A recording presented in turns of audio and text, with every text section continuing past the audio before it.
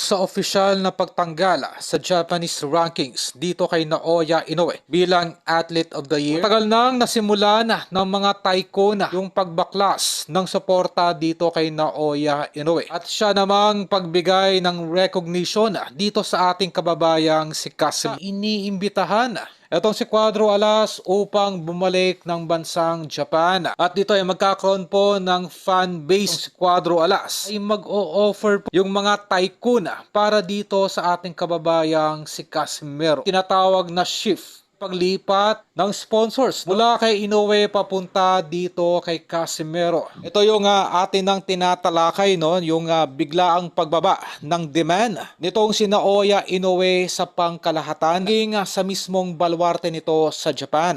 Ganun pa man, makagang ngayon isa pa rin ang hingi sinisigaw ng lahat ng mga boxing fans maging ng mga boxing analysts ng Amerika na huwag nang sayangin nitong si Naoya Inoue ang pagkakataon ma-regain ang kanyang popularity sa pamamagitan ng pagtanggap nito sa tumitinding demand na makalaban na itong si Casimiro. Ay naninindigan pa rin itong si Ohashi na kailangan pa ni Cuadro Alas ng 2 hanggang 3 impresibong laban pa bago tuluyan tanggapin ang nasabing alok. Hindi pa malinaw, no, kung ito ay palusot na lamang ni Ohashi o sadyang umiiwas na lamang ito na mapasubo, no, yung kanyang alagang si Inoue sa mga kamao ng ating kababayang si Casimiro.